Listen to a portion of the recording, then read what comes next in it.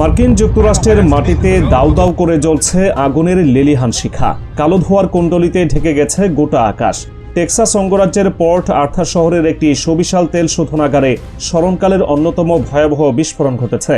মার্কিন প্রশাসন অত্যন্ত তড়িঘড়ি করে একে নিছক একটি দুর্ঘটনা বলে ধামাচাপা দেওয়ার আপ্রাণ চেষ্টা চালাচ্ছে।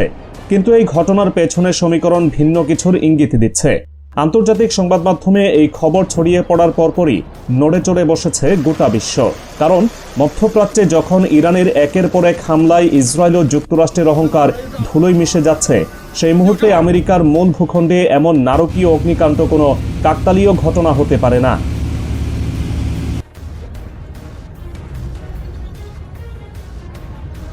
টেক্সাস অঙ্গরাজ্যের পোর্ট আর্থার শহরে অবস্থিত ভালেরো কোম্পানির এই তেল শোধনাগারটি মার্কিন অর্থনীতির অন্যতম বড় একটি খুঁটি।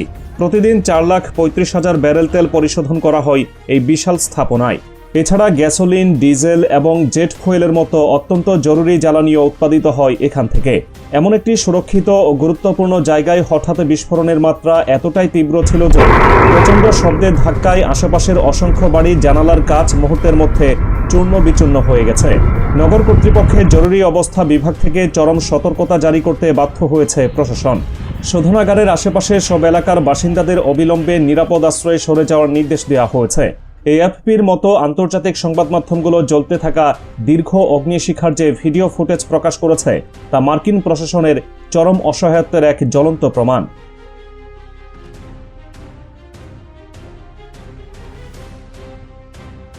এখন সবচেয়ে বড় আলোড়নের জায়গাটি হলো, এটি কি সত্যিই কোনো কারিগরি ত্রুটি, নাকি নিজেদের চরম ব্যর্থতা আড়াল করতে যুক্তরাষ্ট্র মিথ্যার আশ্রয় নিচ্ছে? আন্তর্জাতিক সামরিক অঙ্গনে ইরানের অত্যাধুনিক আন্তঃমহাদেশীয় ব্যালিস্টিক ক্ষেপণাস্ত্র বা আইসিবিএম খুররাম শহর 5 নিয়ে এখন ব্যাপক তোলপাড় চলছে। বিভিন্ন নির্ভরযোগ্য সামরিক প্রতিবেদন নিশ্চিত করছে ইরানের এই ভয়ঙ্কর ক্ষেপণাস্ত্রের পাল্লা প্রায় 12,000 কিলোমিটার। এর গতিবেগ অকল্পনীয়, ম্যাক 16, এবং এটি অন্তত 2 টন ওজনের ওয়ারহেড বহন করতে সক্ষম। ম্যাক 16 গতির কোনো ক্ষেপণাস্ত্রকে পৃথিবীতে বর্তমানে থাকা কোনো আকাশ প্রতিরক্ষা ব্যবস্থা দিয়ে ঠেকানো পুরোপুরি অসম্ভব।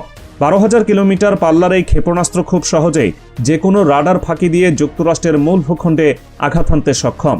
ইরান আনুষ্ঠানিকভাবে এই প্রযুক্তি জনসম্মুখে না আনলেও তাদের এই অপ্রতিরোধ সক্ষমতা যুক্তরাষ্ট্র ও ইসরায়েলের বুকে রীতিমতো কাঁপুনি ধরিয়ে দিয়েছে।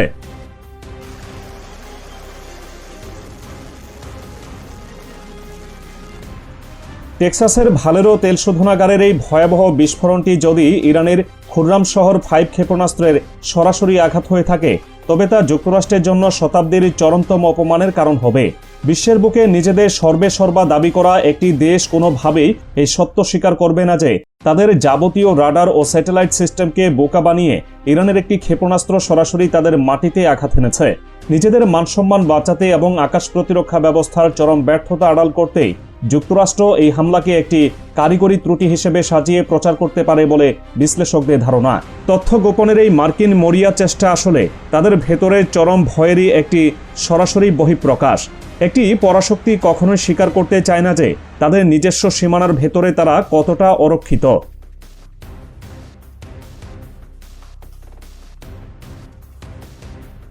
যুক্তরাষ্ট্রের ভেতরে যখন নিজেদের মান বাঁচাতে এই তথ্য লুকানোর খেলা চলছে, তখন অন্য প্রান্তে ইরানের প্রতাপ সম্পূর্ণ দৃশ্যমান ও অপ্রতিরোধ্য। কাতার ভিত্তিক সংবাদ মাধ্যম আল জাজিরার প্রতিবেদন বলছে, ইরান থেকে নতুন করে ইসরায়েলের দিকে একের পর এক মুহুর্মুহু ক্ষেপণাস্ত্র নিক্ষেপ করা হচ্ছে। ইসরায়েলের তথাকথিত অভেদ্য আকাশ প্রতিরক্ষা ব্যবস্থা আয়রন ডোম এই তীব্র আক্রমণ ঠেকাতে গিয়ে রীতিমতো হাঁপিয়ে উঠেছে এবং বারবার চরমভাবে ব্যর্থ হচ্ছে। জেরুজালেম শহরের একেবারে প্রাণকেন্দ্রে বিকট বিস্ফোরণের শব্দ শোনা গেছে। ইসরায়েলি সেনাবাহিনী এএফপিকে সরাসরি জানিয়েছে, ইরান থেকে ক্ষেপণাস্ত্র উৎক্ষেপণ শনাক্ত করার মাত্র কয়েক মিনিটের মধ্যেই তারা জেরুজালেমে এই বিকট শব্দ শুনতে পায়। পুরো ইসরায়েল জুড়ে এখন চরম আতঙ্ক ও বিশৃঙ্খলা বিরাজ করছে। তাদের সামরিক অহংকার আজ ইরানের ক্ষেপণাস্ত্র বৃষ্টির নিচে চূর্ণ বিচূর্ণ।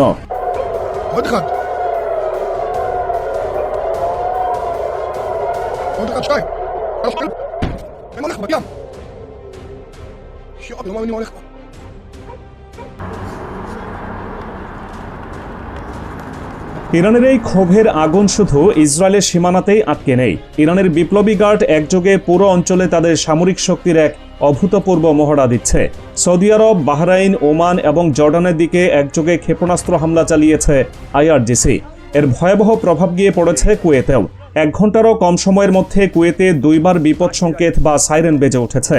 কুয়েতের সেনাবাহিনী আনুষ্ঠানিকভাবে জানিয়েছে তাদের আকাশ প্রতিরক্ষা ব্যবস্থা শত্রুভাবাপন্ন ক্ষেপণাস্ত্র ও ড্রোন হামলা প্রতিহত করতে কাজ করছে।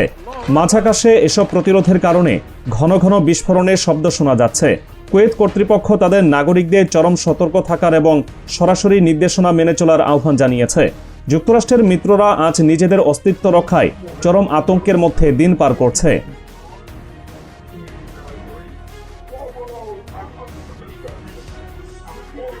এই চরম সামরিক ব্যর্থতা এবং ইসরায়েলের পতনোন্মুখ অবস্থার সরাসরি প্রভাব পড়ছে মার্কিন অভ্যন্তরীণ রাজনীতি ও অর্থনীতিতে। দ্য হিলের White House columnist Niall Stanage আল জাজিরাকে দেওয়া এক সাক্ষাৎকারে মার্কিন প্রশাসনের বর্তমান বেহাল দশার আসল চিত্র তুলে ধরেছেন। চলমান এই যুদ্ধের বহুমুখী চাপ আর দীর্ঘ সময় সইতে পারছে না যুক্তরাষ্ট্র।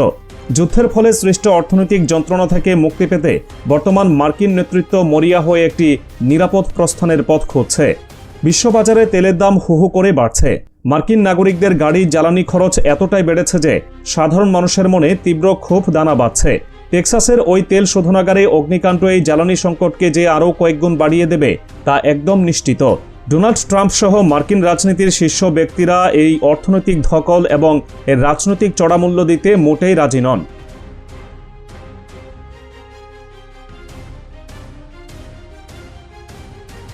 হোয়াইট হাউস বর্তমানে একটি চরম বিভ্রান্তিকর ও কোণঠাসা অবস্থানে রয়েছে।